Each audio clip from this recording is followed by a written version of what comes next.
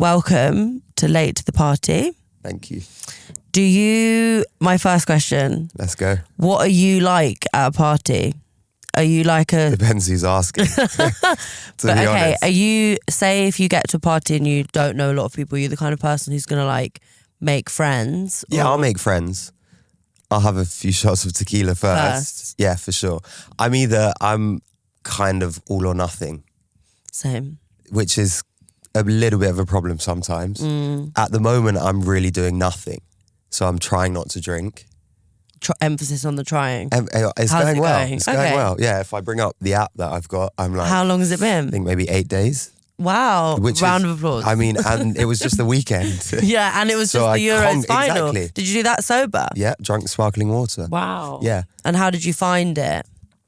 Did you I just thought it was great. But do you get to Besides the us end of your like losing. social battery quite No, fast? to be honest, I find people's energy is contagious. So when people are drunk and they're letting go, I can also just like gravitate towards that and do the same. And then people probably assume because I'm being silly and fucking around that I'm drunk. The other night I was going around showing that I've got 4 fingers. And I was stone cold sober. You just go like this. Yeah, it's just like, where are your thumbs? Well, I don't have any thumbs. That's the whole point. So that's your party trick. Yeah, well, it was this weekend. That's the sober party trick. Yeah. I don't wanna know I the wouldn't drunk party believe. trick. No, I do want to know. I wouldn't believe that you don't have a thumb though. It's just obvious. I don't have thumbs. thumbs. It's like someone stands on their knees and they're like, I don't have legs. Yeah, well... Yeah, okay. Right. So 0 to that's 100 what at you the do. party. Right, but are you like, are you kind of person that has like really deep conversations with, like, I get really fucked and end up like saying stuff to people and then waking up and being like, wow, I told someone my whole life story last night. I wake up often just with like like, why did I do that? What did I do? What I cannot stand is somebody repeating themselves at a party. When you're sat with someone and you're locked in for a conversation and they repeat the same story as if they haven't just told it. And what blows my mind is that they are so unaware that they've told that story. That's cocaine. I wasn't going to call out what it is. I know. That's one of the common side effects of cocaine. But it's insane. But how? No, it's awful. But Yeah, how? it's awful. Because like it's meant to do whatever it does. But see, that's why I would struggle to be at a party sober around people. Yeah, like but then that. I'm just walking away.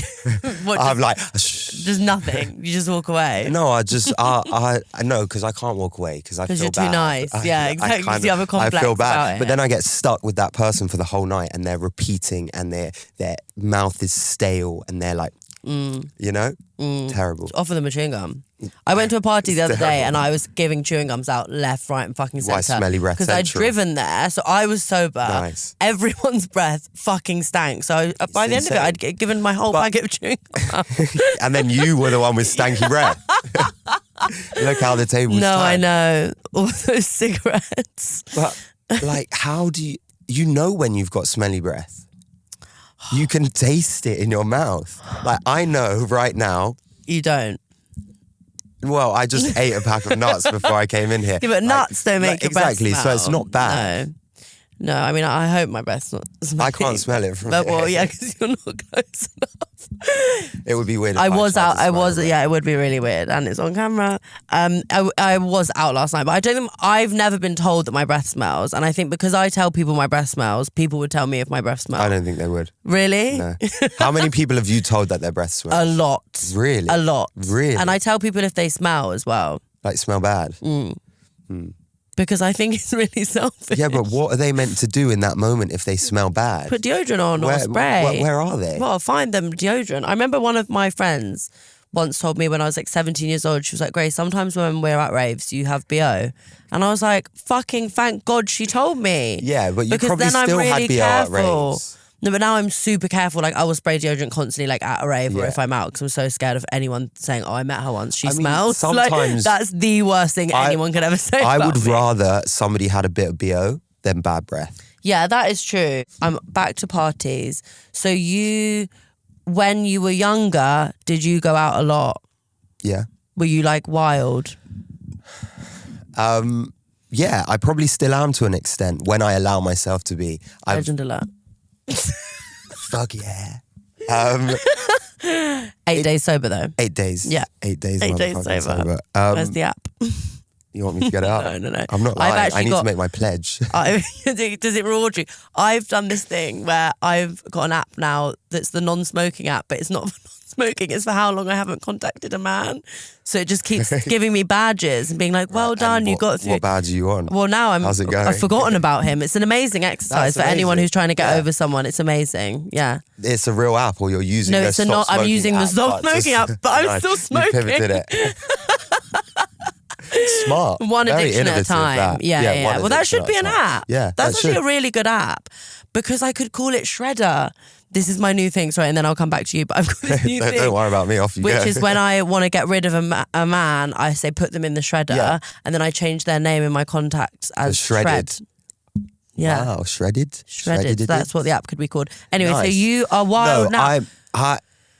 In LA, I'm either very consistent, I'm waking up early, I'm on my shit, I'm training, Going I'm to the working gym. hard, I'm doing what I need to do, or once a week I have a big blowout yeah. and I have fun. But Because do you I feel you have need that? sometimes, but as I've got a lot more going on, it's not really conducive to the things that I'm trying to do, and it takes me a long time to bounce back. How old are you? 28. Oh, okay. Fucking hell. No, I'm 30 and it's Okay. just suddenly got really okay. fucked. Oh, okay. No, I just thought you were going to be older. Thanks. I don't know if the okay was offensive. I don't think then I said that anything. I just said, oh, okay.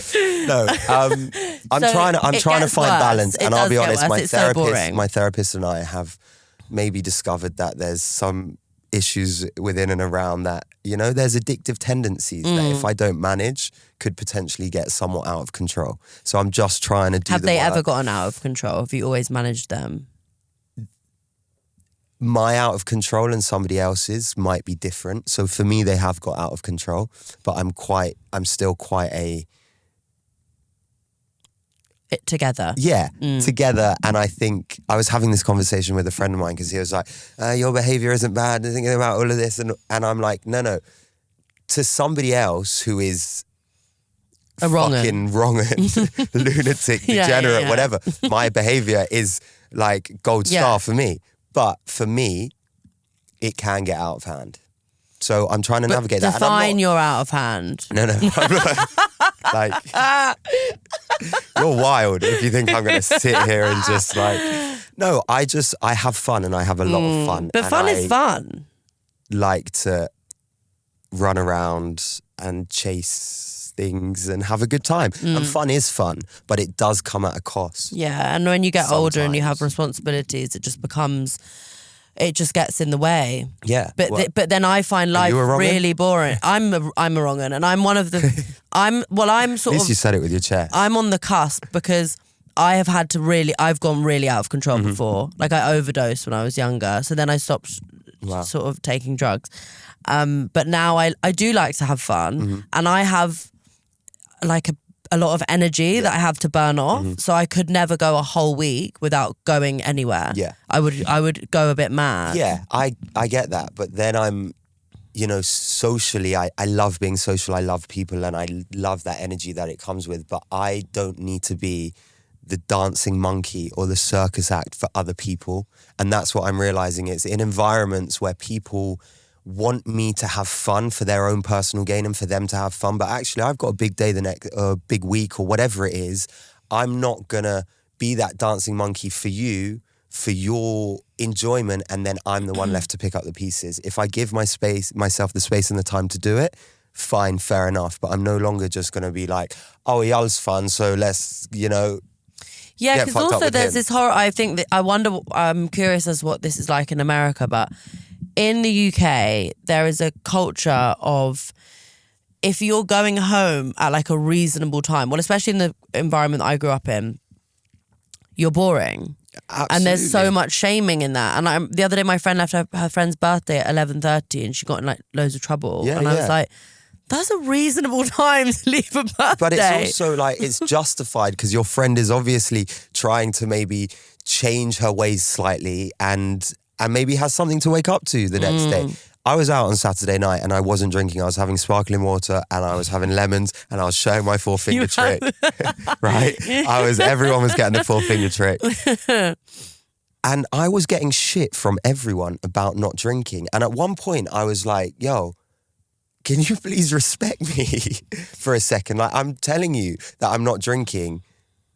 Just be okay with it. Like, you can still have your 25 fucking spicy margaritas and do whatever you want. I'll be here. I was still there till 2 a.m. I was having a great night. I think it's more about them than it is about you, though. For sure, it's because some people want the justification and to know that they've got like a friend in arms that is there getting fucked up. But it's that same thing of like what you were saying, you know, when to other people's standards you wouldn't be that wild, but then to your standards you are. And I think that's another thing that we do where you justify what you do, not saying because you do the opposite of this, but I definitely in the past have justified how much I go out by being like, well, this person is fucking goes all out the time. exactly. Hasn't slept for 4 days. So then I'm like, I'm really healthy. I go to Reform Pilates. 100%, Like, I've got nothing wrong with me.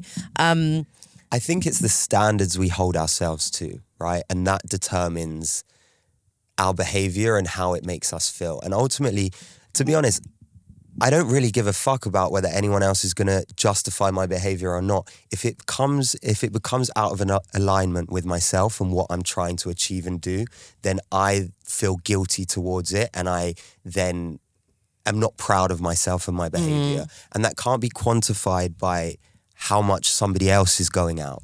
It has to be about the standards I hold myself to. Well, that's a very healthy way to think about it, because it's... Yeah, otherwise we'll all be fucking degenerates because a lot of us are. But because there's always somebody doing more.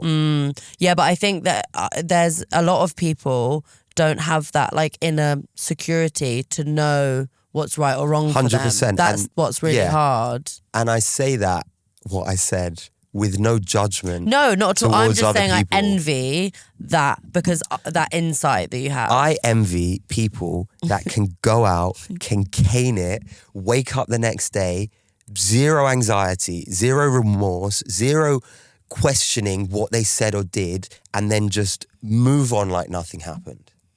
If I could do that, I'd be out every fucking night. But the truth is I can't, because whatever is going on between my mind and body doesn't allow me to. And the anxiety is real, and the brain fog, and just like the regret. And I haven't even done any, well, sometimes sometimes I do some questions. Yeah, but it's what sometimes you fill in the blanks. That's the problem. You wake up and you just like decide things have happened that actually haven't happened. I know things have happened. I'm like, oh God. So do you have like, how is your mental health? My mental health, wow, nice question, thanks. No worries. My mental health, I say mental health is like your physical health. It fluctuates and you have to take care of it. I think I'm at an interesting transition. My 7-year cycle is coming to an end, if that means anything to you. And in like what does it mean? The spiritual, astrological world, we go through like 7-year cycles. Itch? I don't know. Do you get itchy on you? No, the 7-year itch is like 7 years after into a relationship, people get like an itch. I've never been in a relationship for 7 years. But please God, when I get into one, don't let me get itchy at 7 years. So what's the 7-year cycle? I don't know fully, but I saw this psychic recently who told me. Love, I saw a psychic. Yeah. Okay, tell me more. Well, I paid a lot of money for him, and I'm hoping. Okay, so did I as well. It's not a competition. Wait, how much you paid for him? I paid, I'm not saying how much money I paid. It was a woman, actually. How much? It's actually a woman. Women can be psychics too. Oh yeah, look, Eyal the misogynist. Fucking hell. No, yeah, so what did he say? That added was this to in the LA? Story. This was in LA. I went. In a what? Did you have to do the salt thing? No, what's the salt thing? Carry on. Anyway, he was telling me about a bunch of great things that are hopefully going to happen. If they don't happen, he's blacklisted, and I'm trolling him all over social media. If they do happen, I'll go back to him every month. Oh my God, have any of them started to happen? Not yet, because it's all coming after my 7-year cycle. It's my Is 7 years. He who told you about the 7-year cycle? I've known about a 7-year cycle, but I've never been as aware of it until he told me. I still don't really know what it is. Because you haven't said anything about what it is. Well, it's a 7-year cycle and it's coming to an end, all right? And I'm coming into a new 7-year cycle. Like all right. Saturn return, that's like when you get to like your late 20s. Is that just for women? No. It's when you get to your 20, you actually have like a rebirth of self. Right. So you sort of it's like you reinvent like your personality and a lot of your characteristics, which is what I feel has happened to me. Please hold. Saturn return. Nice. So you've got the definition up. I've got the breakdown here. Astrologically speaking, this time frame holds significance in astrology, which is known as a 7-year cycle, can dramatically shift our reality and human existence. Every, you guessed it, 7 years, there's a shift and changes in our cosmos that influence the energies in our lives in major ways. So I'm feeling that energetic shift now. Right. Describe it. What does it feel like? It's uncomfortable.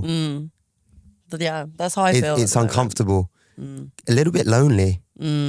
But I know it's because I'm also going back to, trying to change my ways, refraining from some things so I'm not suppressing feelings and emotions by going out and partying and having fun. I've got to sit with them. Yeah, as my therapist which is really hard. Yeah. It's really hard. Sure. And I have actually only just started doing this. It's just actually when something happens saying I'm going to just sit for a day and just... Why now? Why because the old ways of how I've been dealing with my life have not been working. What were they? I wasn't moving on from stuff. I would be stuck in situations that would happen to me. And then I'd be like, I'm not propelling myself forward. Like, this is only in my relationships. Everything else is fine. Like, work is fine. I guess I party a bit too much, but it's fine. But in relationships, I've just decided recently, and it's so uncomfortable because I've been doing things that I've never done before, like making good decisions. But they're the hardest things. Really hard.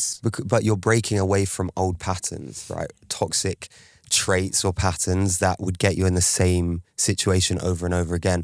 But the most uncomfortable thing is to break those patterns and change them. And at first it's fucking awful because all you want to do is go back to all the things that suppressed all these new emotions that are coming up. And it's kind of the way that I feel. But in abstaining from it, hopefully we somewhat start to master our own self and our emotions. And I think it only benefits us later in life.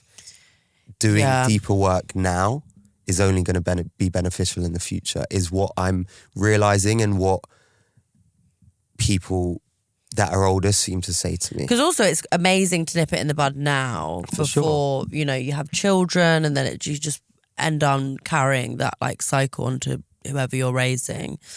But it's fucking deep. Like it is. This is too deep.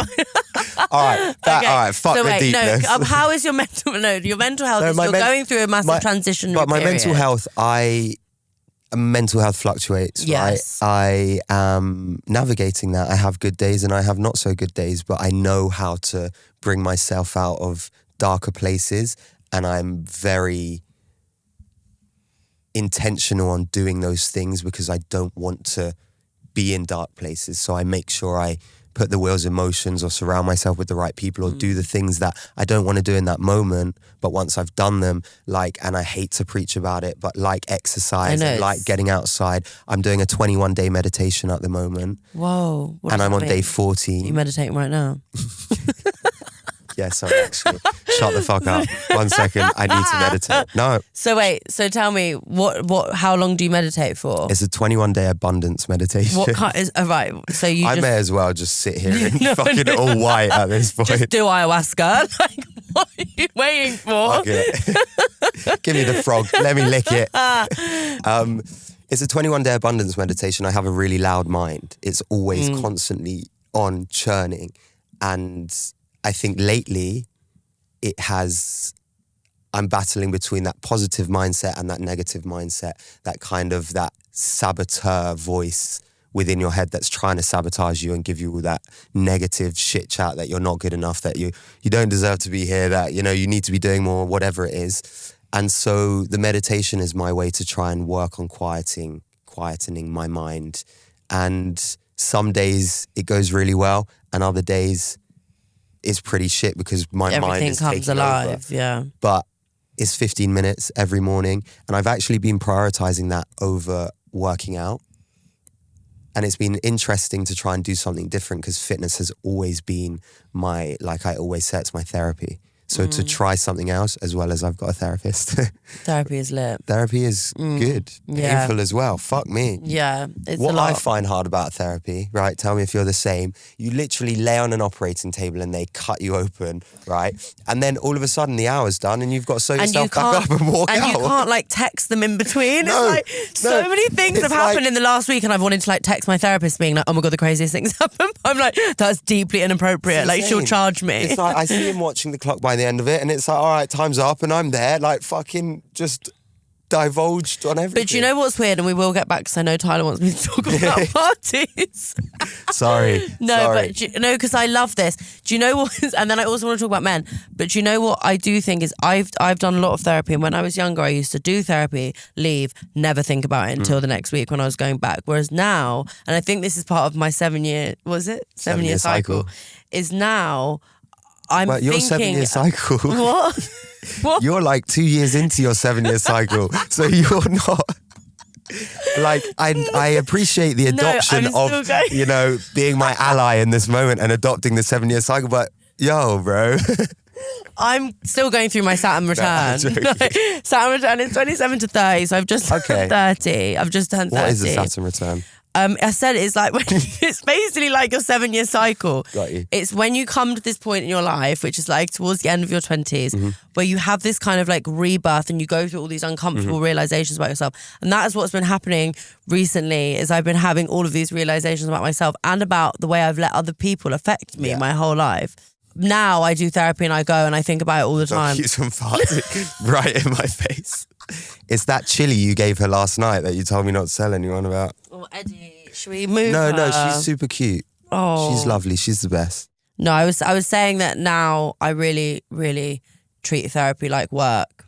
Mm-hmm. Like I'm training myself and I think about it a lot when I'm not there. And I think that's why they don't sew you back together at the end of each session, because actually it's for us to learn how to sew ourselves back up and to maybe leave those wounds open so that we continue to work on them and so that they heal.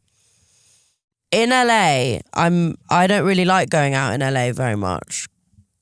What? Nor do I. Do you not? No, I do. You do? I do. What's the vibe? Fun. What do you like It's fun doing? vibes. What do you like to do? Go out. Like, No, what I'll go kind to of thing? I'll go to like a dive bar or I'll go to events, nice. and off the back of events there's always something going on. I've got a great group of friends in LA that I love, and I've got a lot of love and respect for, and we have a great time. Or I'll just go out and I'll Just take a girl out on a date. I don't know. What would you or do? Just go drinking. Yeah, that's really fun. Drinking is really fun. Go drinking, not anymore. Sparkling water and 8 four days fingers. and lemon. Don't forget the lemon. Don't forget the lemon. Just a lemon on its own. No, LA, there's always something going on in LA. I love Americans because they want to have fun and they also talk to random people, me included. Whereas in the UK, our culture, I find anyway, and again, maybe it's because I've done things and been on shows and so I'm like hyper aware and I feel like people are watching me, so I don't feel like I can talk to anyone random because there's like this preconceived perception and I'm like, and it's all fucking weird and standoffish. But in the US, I feel like you go out with your friends, but you end up talking to loads of random people. And I love That is shit. also because you have an English accent, though. I do think if you go when I go to America, it's like everyone wants to talk to you because you sound like No, I know we say that, and yeah, it's fine because it's the best accent in the whole world. It is, and they do love it, and it helps me. So, do you ever get really messy? In what sense? Like, do you ever get really fucked? Like, are you ever a mess? I've been a mess a few times. Since you've become famous, how do you feel when that happens? I tend not to get messy in England. Right. Are you more anonymous? I really? would say in other places. Maybe the US not so much because those shows have transferred over there. No, when I get messy, I'm lying. What am I saying? I'm chatting shit. When I get messy, everything goes out the window and I'm a fucking mess. But luckily I have good people around me. And usually I am in places that it's fine. It's fine. Yeah. Basically. Yeah. Are you? Rarely. Now I feel like a guy. No, I am. But I'm so self-conscious now when I'm like out and fucked. So I get fucked, but I'm always like, must be relatively compass mentis. But in January, I was like not in the best way, and I went out and I'd gone to like a lunch, which turned into like a dinner, and we were drinking all day and I'd not eaten enough. And then I woke up the next day to an Instagram DM from someone saying, hey, I don't know you, but like I saw you getting into a cab last night and I was quite concerned about your state. So I just wanted to make sure you're okay. And this was just like a random guy who just seen me. And I was like, that is so fucking embarrassing. Like, I'm like, oh, what a nice guy. Yeah, so nice, but like I'm mortified. Yeah, it is. Like I don't want to be seen like no, that. No, I don't think. Because I didn't remember it. That's the point. I didn't remember getting home. Messy to other people. Like, gone are the days where I've passed out on the pavement outside Mahiki. Mahiki. In the rain on my birthday. I did that on my birthday. My Luckily, it was before any TV stuff. Yeah, well, Mahiki is where I used to go when I was like 17. Yeah, all right. Yeah. Oh, sorry, you are younger than me. Yeah. The mess is irrelevant. It's whether you can get back out of it. Well, as opposed to what? As opposed sink to into the just vortex time and just to go never come home. back. Time to go home. Yeah. It's like that story of the girl who took acid and then thought she was a glass of orange juice for the rest of her life. Wow, no. Story. There's a girl who took acid. My mum used to always say this to me when I was younger. She'd be like, don't take acid. There was a girl who thought she was a glass of orange juice for the rest of her life. Go. That's you, like just swirling so tell me about your podcast. Tell me about what you're talking about on your podcast. My podcast. Yeah. It's really exciting. It's something that I've been developing on and off for a while. It's called It's Not That Deep. And my favourite phrase. Because it's not that deep and nothing really is that deep. Or is everything that deep? Well, I feel like hanging out with you, everything becomes quite deep. But that's it. But it's all just part of the human experience, Yeah. right? And so It's Not That Deep is essentially about the trials and tribulations of men from teens into adolescence and all the things that we go through that we feel are very personal experiences, but are actually very shared experience. But because of society and its constructs and domestication and self-domestication and toxic masculinity, we tend not to share those things. So to open up a really safe space for us to divulge and talk about all the things from love, sex, relationships, friendships, and everything in between in a space that we can share and learn from each other so that hopefully not everyone has to repeat the same mistakes. Because I don't think that everyone has to always learn for themselves. Did you grow up feeling like you didn't have like space to like talk emotionally and be like emotionally vulnerable? Honestly, no. No. Because I'm really lucky that my parents and especially my mum raised me and I can't actually speak for them, raised me in a way where I was emotionally intelligent and aware and gave space for that vulnerability to an extent. And then as I've grown up and I've had friendships with other guys, I've always connected quite deeply, and we've always looked out for each other and really asked hard questions and tried to create a space. Actually, I would say my friends, my newer friends, there's a real space, and a couple of my older friends where we have hard conversations and we call each other out and we confide in each other. And so I think it's really important, but generally I see that it doesn't really exist, and I'm maybe very lucky to be that way and also have those friendships. It is, because I don't really know, especially in your 20s. I know men now in their later 30s who have like been in long-term relationships, managed to work some of this stuff through, so now they can be more like vulnerable. But in my 20s, I really struggled to like meet men who weren't, especially men that I was in relationships who weren't really locked inside themselves. For sure. And didn't open up to their friends. I think there's so many men out there, but as I've got older, I've learned that vulnerability is a strength. It's not a weakness. And I still struggle with that, because although I'm emotionally aware and I talk about things, there are some things that I feel like being vulnerable about makes me weak. And they're things that I'm trying to overcome, and through It's Not That Deep, I'm also challenging myself to talk about things that I might perceive to be weak, but actually sharing them is strength, and it gives other people a safe space to. We very rarely go through things that nobody has ever been through before. I don't think that our experiences are that individual. I think the details within them might be, but the general overarching experience is quite similar to each other. I used to have this stand-up routine about like people going through breakups and how when you're going through a breakup, you think your breakup is worse than like any breakup that anyone's ever gone through. 100%. And you try and like argue, like, because when you're going through a breakup and someone else tries to give you advice, you're like, you have no fucking idea 100%. what this feels like. Literally. But it's like, well, obviously they do because they've gone through it. I mean, heartbreak is fucking horrific, right? Yeah, and it's painful. fucked up. But you never want to listen to that person that's got out the other end saying it will be okay, because in that moment, how could anything possibly be okay? Well, you don't really want it to be okay though, because you want it to just go back. I think that's the thing. That's why I don't like advice. When I'm going through heartbreak, I'm like, no, you actually don't know him, so Yeah, because you're still trying to justify his toxic, wanky behaviour. Totally. That's the fucked up part of love, is that you just defend 100%. someone's fucked up. But yeah, I think as well, I think it's very rare that men admit that, because again, like maybe it's because I've always been with quite avoidant men, but it's only years after the end of a relationship that I'll get an admission from a man that they were really fucked up by it, where it would have been really nice to know at the time. Does that make sense? Yeah, it makes complete sense. I think it goes back to vulnerability being weakness, and we're scared. We feel as though if we show our emotions, then we lay all our cards on the table. And by laying all our cards on the table, we're no longer able to hide behind this masculine idea of what masculinity is, which is, fucking carry heavy shit, chop wood and Provide. fuck and provide.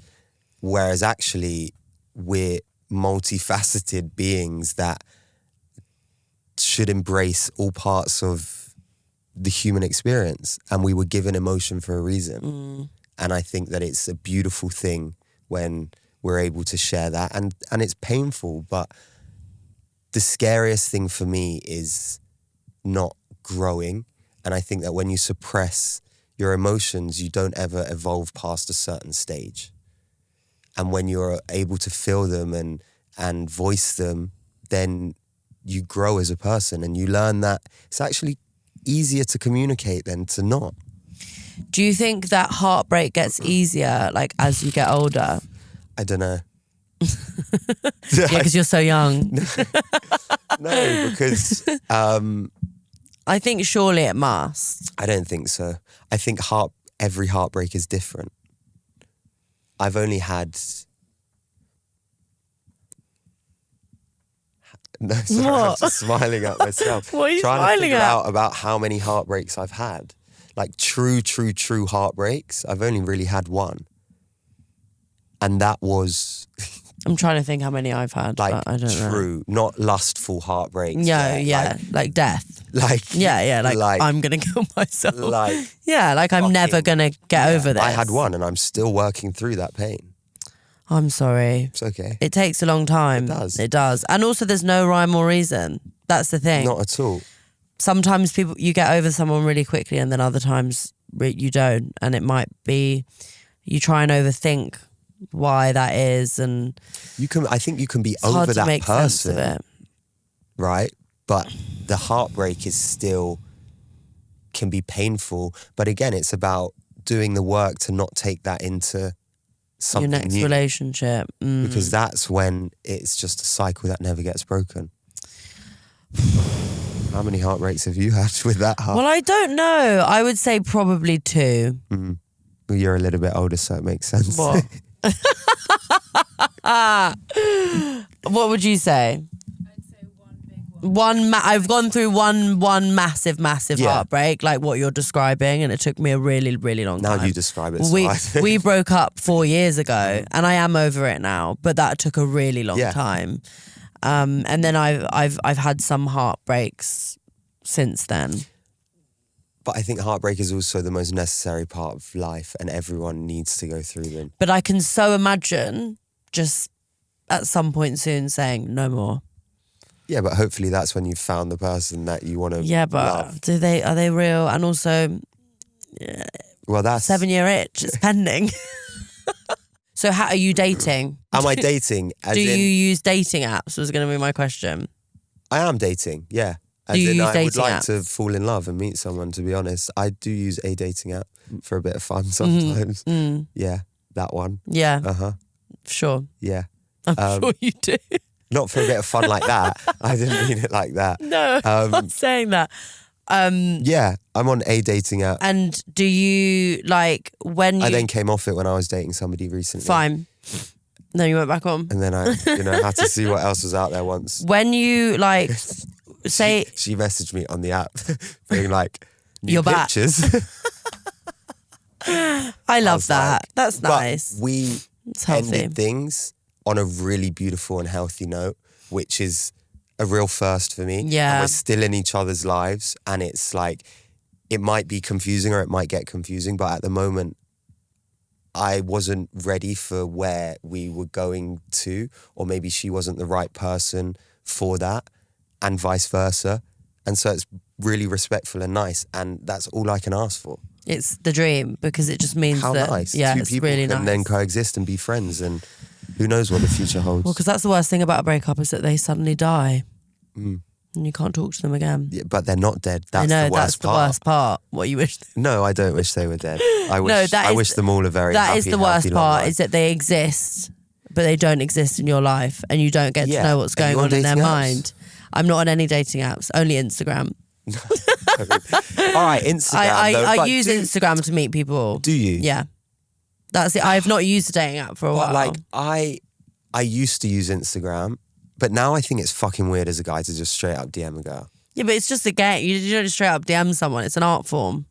All right, well, I'm obviously It's a just like terrible artist. it's just like it's just Terrible. like you have to.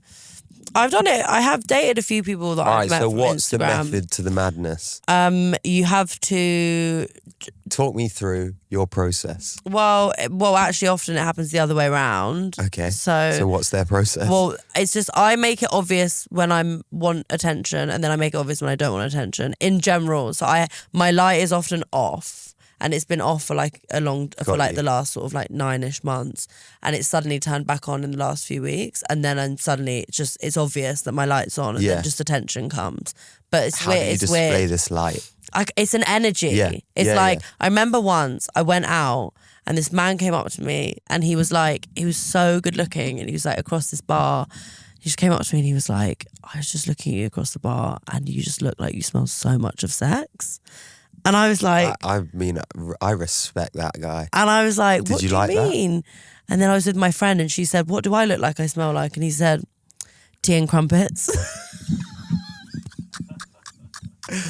Wow. But like, Did she and look that like was she my smelled light tea was and on. crumpets? Like that Yeah, was a period yeah, in my yeah. life where my light was on. Like You're I was going oozing anywhere and people were that just sexual people who energy. fancied me were just like, I would like to have sex Yeah. with you, and either I'll be like, no, or yes, whatever. Well, I hope so.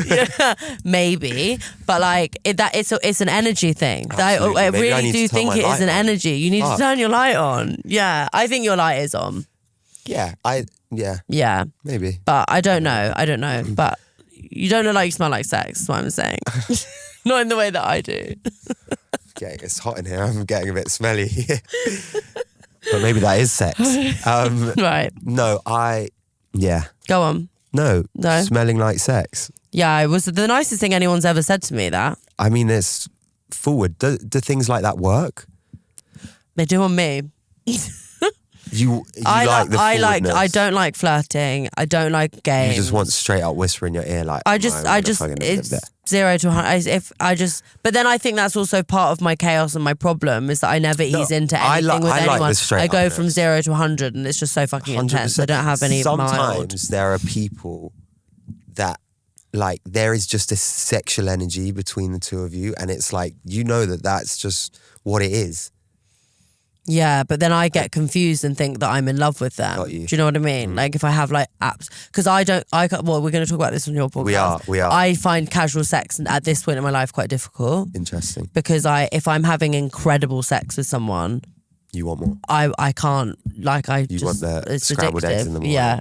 Yeah, I think so. But then I get bored very easily of men and of women. I get bored of people quite easily. You have great hair. Thank you. I have Say it back. hair. You have great hair. No, too. you can't actually see it right now. It's But I really do. I nice have though. curly hair It's lovely naturally. hair. But I have hair just like yours. Really? Well, you should use this product. It's called Wavy. It's an everyday curl. So tell me, what is it?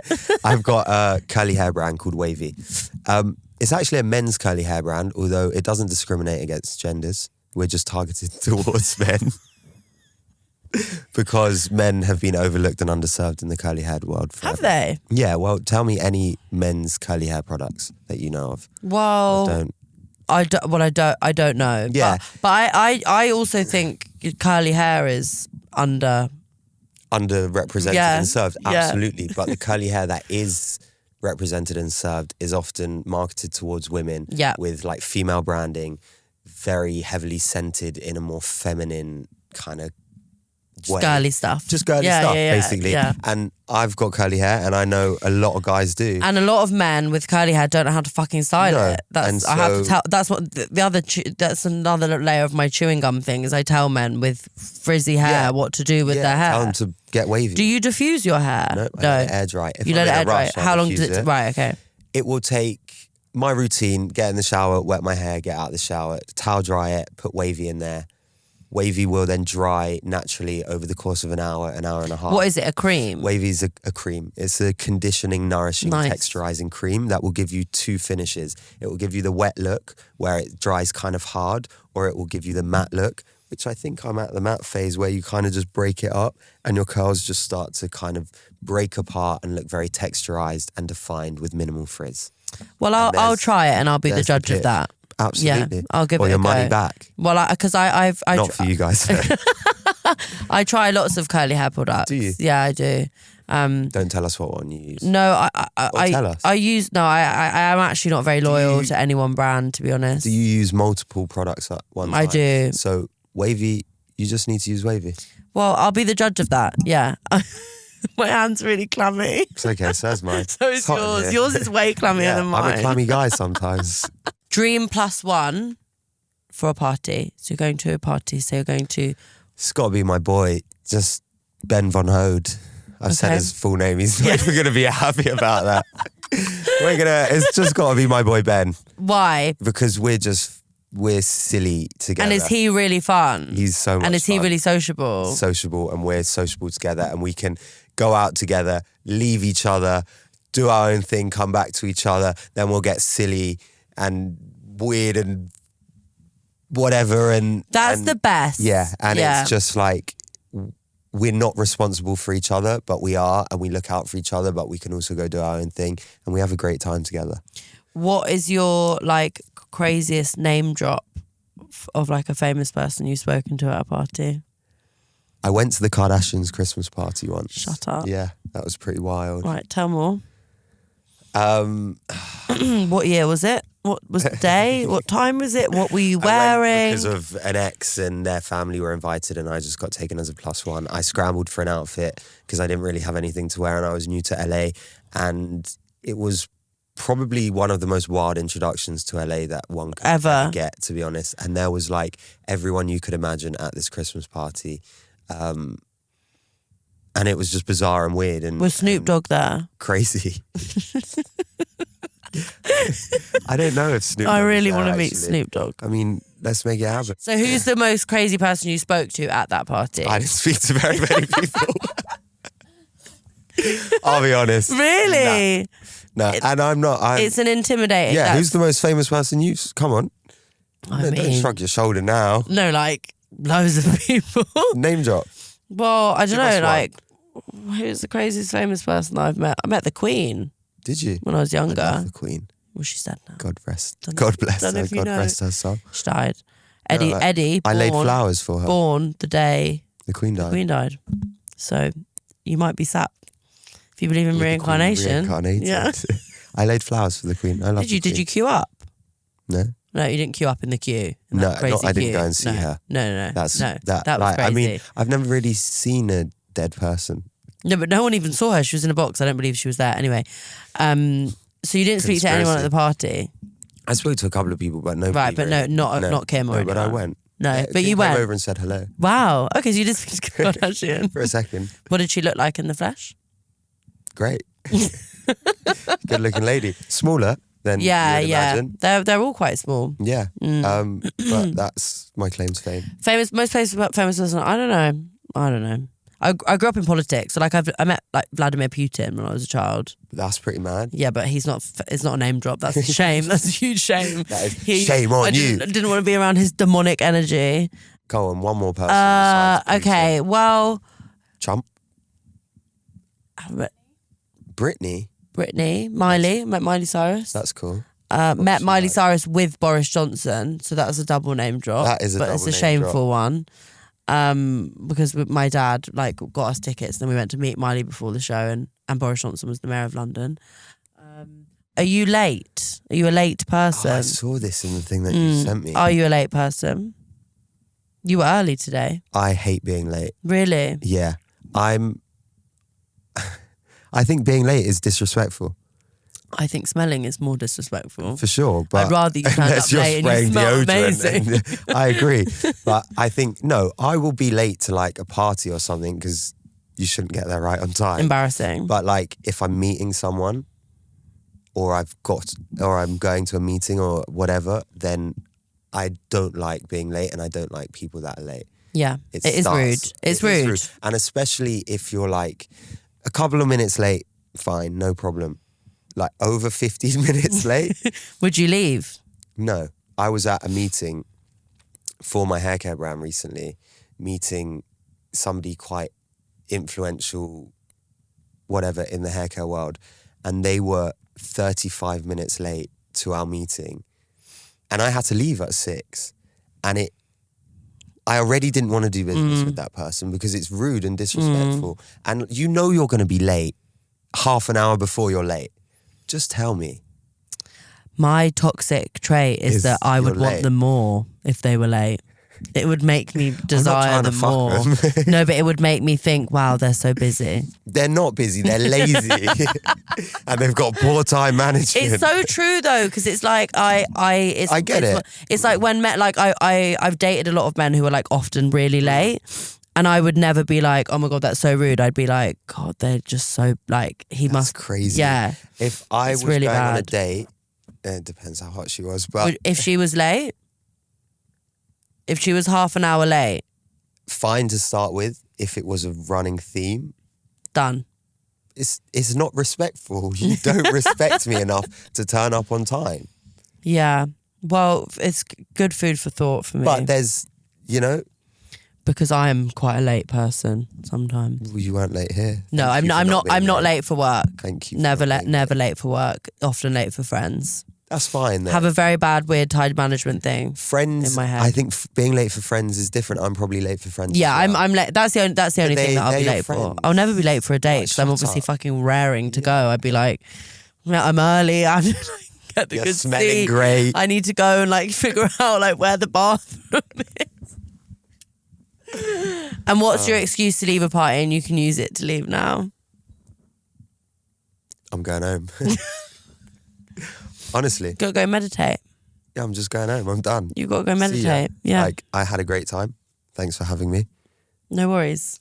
Until next time. Yeah, until Wednesday. See you then. Thank you so much. No, thank you. That was a real pleasure. This was fun.